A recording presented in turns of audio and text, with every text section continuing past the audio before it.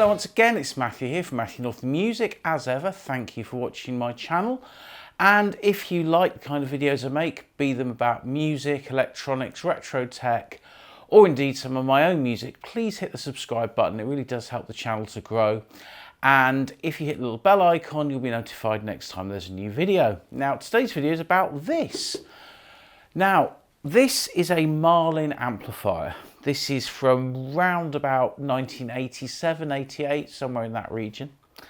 And it was made by Hohner, who are one of the biggest companies in the UK for making cheap instruments. I think they had some plants in Europe as well.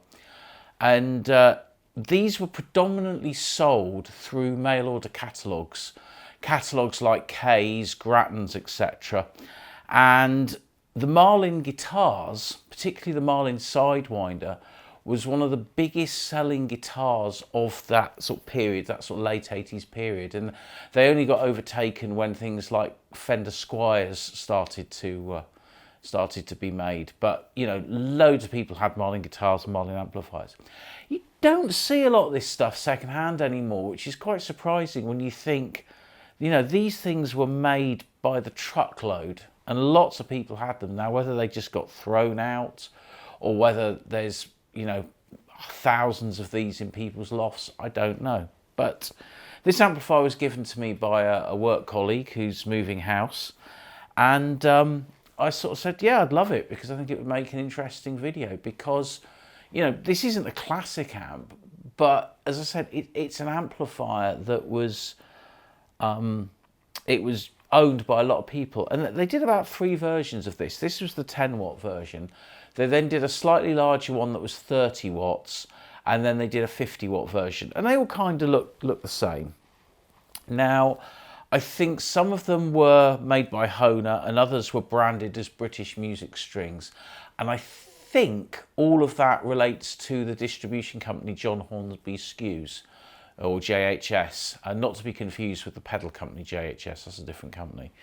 But yeah, I'm saying these were predominantly mostly bought by people through mail order catalogues, because the thing with mail order catalogues was you could buy something and then you could pay it off in instalments. I mean, obviously they charged interest on that, but that's how a lot of people got these kind of amps and things. So what we're going to do, we're going to have a close look at this. We're going to take it apart and give it a clean up, and then we'll do a little sound test. So here's our amp with the famous Marlin kind of sort of shark logo on the front. I've got some sort of gummy sticker on there. I suspect that's a price ticket from when this was sold second-hand at some point in its life. But, you know, we've got our basic controls on the front. We've got our input jack here. We've got a volume control, an overdrive control, and a master volume. So hopefully there should be some scope for sort of tonal or drive sounds using that. And then as we move across, we've actually got 3-band EQ, treble, middle and bass, and we've got a headphone socket, and obviously at the end we've got our power LED and power switch. Well, there's not too much to see on the back of the amp. We've got a fuse here. This is one of these sort of old-fashioned type screw-in fuses, which you probably wouldn't get on equipment today, because, you know, it is possible you could poke your finger in there and get a shock. But yeah, there's our fuse. And next door to it, we have got a line out socket, which doesn't actually have a jack in place. So let's kick that back in.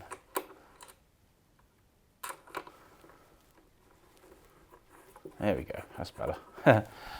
Now, whether that's because there wasn't actually one fitted to this or whether that's just gone missing or something, I don't know. We'll find out more when we get inside.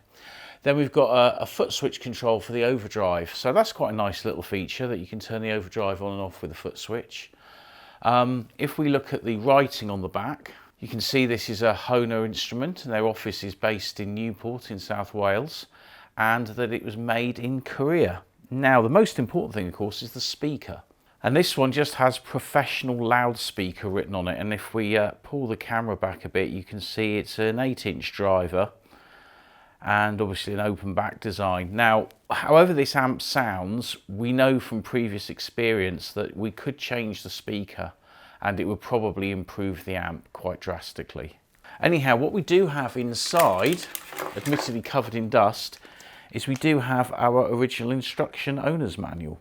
So let's look at the paperwork in detail. We've got a warranty registration card, never been filled in, but you know, that's a nice thing to have. And look what we've got here. Now this is something you just don't see with modern products of any description.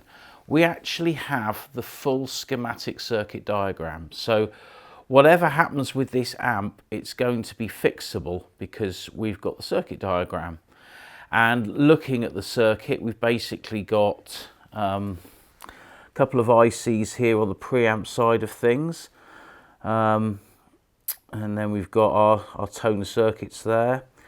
Then, so we've got like an input stage here, and that's our kind of our overdrive, and that's going to be fed into the tone circuit. And then our power supply is obviously here, and then our output is there, and our output is based on a chip as well. So yeah, it's fairly simple design, but it's nice that we've got the circuit, because obviously if there is any problems with this amp, then it's going to make it much easier to fix. Now we've got our owner's manual here, and this actually covers all of the models in the series. So the 10 watt that I mentioned, it's actually 25, not 30 watt was the bigger amp, and then the 50 watt version. And again, they did them in guitar and bass iterations. And yeah, here's the front panel for one of the amps here. Just explains what everything's got. And then it also explains on the back, it mentions line out and the overdrive pedal control, etc. So yeah, it's all fairly basic stuff. I think if we go through a bit further, then we've got the higher end ones. This one here's got a graphic in it, so I think that's it's the base 50 there. So so yeah, they printed everything in one booklet, but it is really nice that you get a booklet, a warranty card, but most importantly, you get the circuit diagram, and it even came in this little plastic wrapper that's probably seen better days, to be honest. Anyhow, let's get the amp apart. But we want to get the amp out of the chassis, and there's 4 bolts here. So I'm going to use my new little electric screwdriver. If you didn't see my video about this, then you can follow that up, because it's actually very good, especially for 10 quid.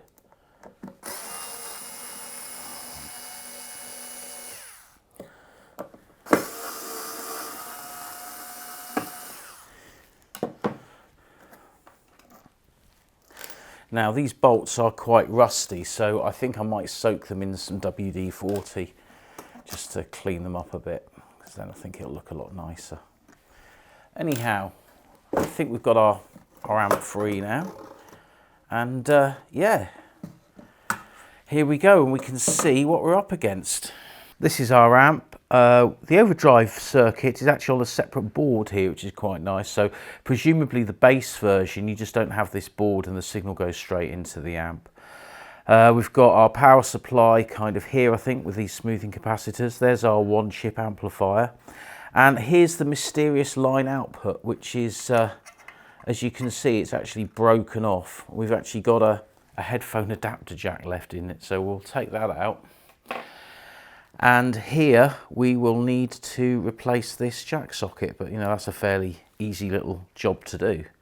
But otherwise it looks in good condition. Now I have fired this up and it does work, but I need to clean all the pots as well as fix that jack socket. Well, the weather's not the best outside, it has to be said, and so I've brought the tools inside to do these minor repairs. So let's get the earth off this. Am I iron hot enough? Maybe not. Let's have a look. Sometimes when the solder joints are a little bit tricky, you might need to stick a bit of fresh solder on first. And oh yes, that's melting all right. So let's put that onto there. And there we go. That's our ground. And our signal wire.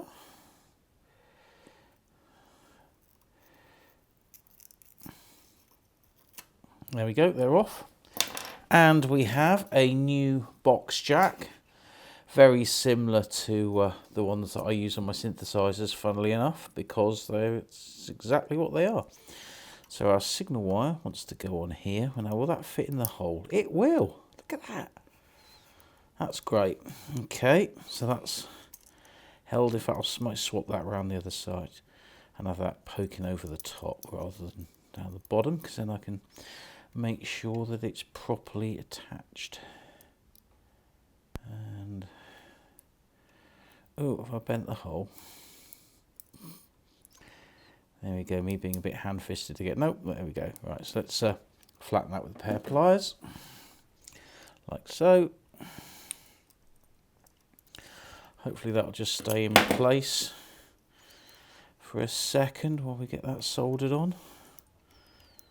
And yeah, that'll be okay. Bit of runny wire. Oh, it's popped out again. Ha ha! Oh, sometimes the easiest jobs are sometimes the trickiest. Right. Make sure that doesn't move. There we go. That's perfectly in place now. Bit of hot stick, runny wire. There we go. That's our signal in place. And our ground is on the corner. So will the ground wire go through the little hole as well? Yeah, there we go. Stick some solder onto that. Make sure it sticks to the metal nicely, and it does. Okay. Hold that in place a second. Right, is that solid? Yep, that's good. So now we can pop our jack socket for the line output where it belongs. Now hopefully it will be the right size hole, because I think the other one was a box jack, and yep, that's in place nicely. Just going to tighten that up. I didn't bring my sockets with me, so I'm just going to have to use this pair of pliers, but you know what, it does the same job. Ah, interesting. Okay, so that is a little bit loose because the metal is actually very thin. Well, it might even be that the hole's too big. So what I'm going to have to do is get another nut, and I have a few spare jack nuts. And so what we'll do is we'll have the nut on like that, going down to the bottom, or almost to the bottom. So it needs to be on, have some grip. There we go. Then we can poke that through the hole like that. You see there, and then we'll tighten it up. We'll just go and get a nut. Right, now our jack socket's in place, the next thing we need to do is to just put some lubricant into the pot. I don't know how well you can see that, probably not very well. Just turn it round, there you can see. You can probably just about see there's some little slots here, so I can spray some deoxit into there to get into the pot, so that's no trouble at all. But the only ones we've got an issue with are under this separate board, so I'm actually going to have to take this board out. Now to do that, I need to remove the knobs and undo the nuts. And now we've got access to this little board here, and you can see it's basically it very much just looks like an overdrive pedal, to be honest. It's quite nicely designed actually. Put my glasses on and I can see what the chip is, and it is a 4558, so that's a dual op amp, I think. Seen in a lot of bits of kit, and I've now got a little bottle of deoxit. It's quite expensive deoxit, and it's also quite difficult to get hold of. It seems to be a lot more available in America than it is in the UK, but we'll stick a little bit in there. So much is gone in, it feels like more's gone on the outside, but anyway, give it a little turn, see what happens. And I'll do the same on this pot here. Again, if that's stiff, and it should loosen up a little bit, and it does. I think deoxit also kind of lubricates the pot as well as cleans all the muck off. Now, an interesting part of the design of this little combo is that our breakout board here with our overdrive circuit on, it's actually soldered to the board there where you would ordinarily have a potentiometer. Now obviously this amp circuit board here was designed for different models, and I suspect by putting a pot there that would just be a pre-gain volume control, And so that would be for this if this was, say, the bass amp version. And on this board here, you literally just have your audio out there, a ground wire, and your plus volts. So this unit here, you could literally take off and use separately as a separate overdrive circuit if you wanted to. Or you could stick a pot in there and just have this as a clean amp if you wanted to. But there's also a bunch of other parts here as well, obviously for different amp designs. And I think at some point there was a mains on-off switch here with the mains fuse. And I suspect they probably decided they didn't want to have mains on the circuit board, which is why the on-off switch is on the other side of the amp and the fuse is separate to the rest of the circuit. Anyway, I'm going to put this back together now. Now, annoyingly, I went to clear that gummy label off the Marlin logo, and unfortunately in doing so I've also damaged the decal, but you know, that's what happens.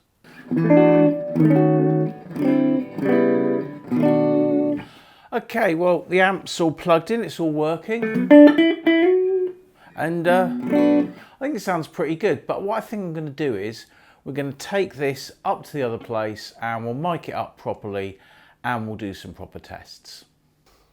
Okay, little sound test now, and I've got the SM58 going straight into the camera on track 2. The first thing we're going to look at is going to be sort of the clean sound. Now, I've got this everything dialed into the centre, and I'm going to use the bridge pickup on my Charvel. This is a Damasio DP100, so it's a fairly hot, high output pickup.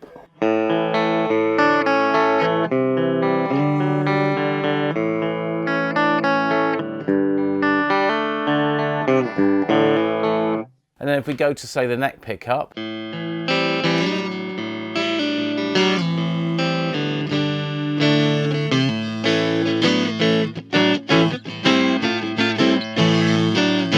now you can hear a bit of rattle. I don't know if that's a speaker or the baffle or something, but there is a rattle of some kind. So that's obviously not a production fault of the amp, that's just something that's happened over time. I can't see anything loose inside, but you can hear it a little. Particularly when I hit those sort of note like a C or a D.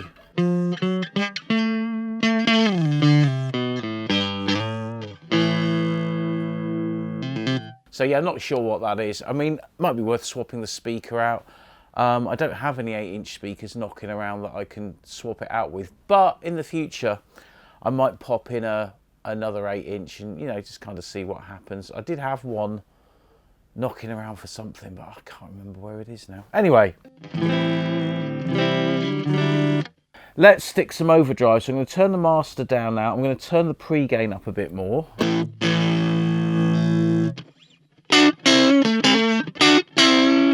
But maybe go to the humbucker.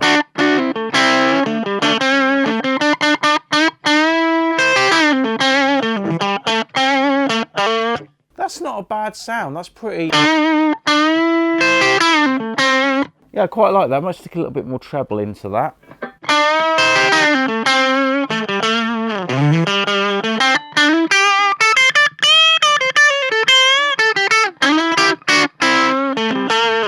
Yeah, that I would say is acceptable. I think the little circuit in there is not a bad little overdrive circuit. So we'll bring in some actual overdrive now. So we've got both of these set to about halfway.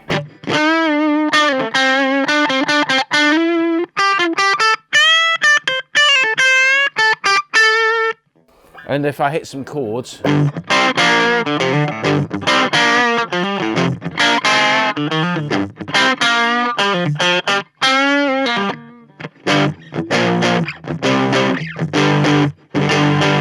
again, we're still hearing a bit of that rattle.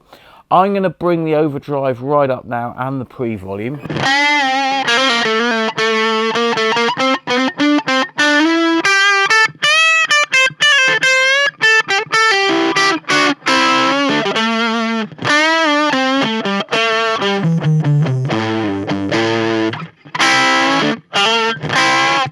Now, bearing in mind this is a practice amp done at a very low budget in the 80s, I don't think that sounds too bad at all. I'm picking a little bit of hum as I turn the guitar this way facing towards the transformer, move away, it goes down. So let's whack everything up to full.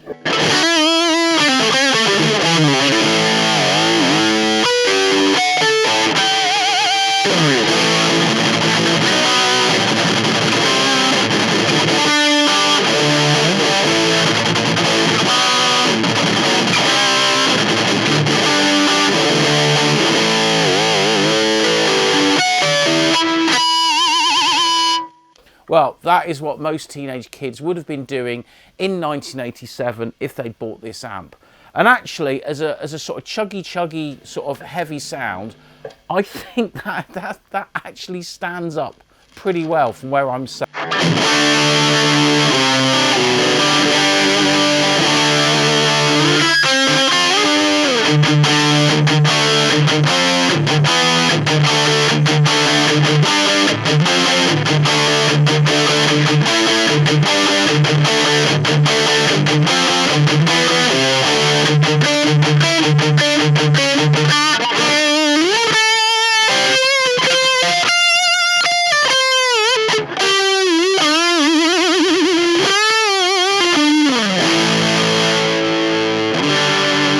So if I roll back the gain on the guitar now, as if I was playing through a valve. And I might just knock the overdrive down a bit.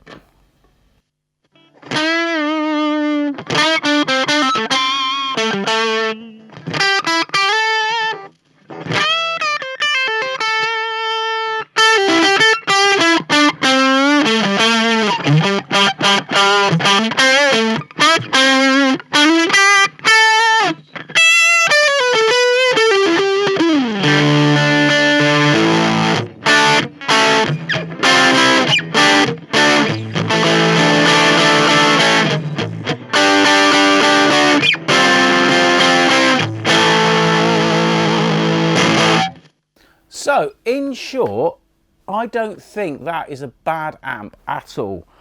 I think for the fact this was budget, it was mass produced, it was sold in mail order catalogues, I think this delivers a half decent sound to my ears from where I'm sat. So what I'm going to do now is I'm going to hook this up to the computer and I'm going to play along with a track, probably an All Living Theatre song of some description. I'll just noodle over the top. I may well add delay and reverb. In fact, I almost definitely will. But everything will be recorded flat and I will keep the sounds exactly as they are at the moment. And then you'll be able to hear what it sounds like in a mix.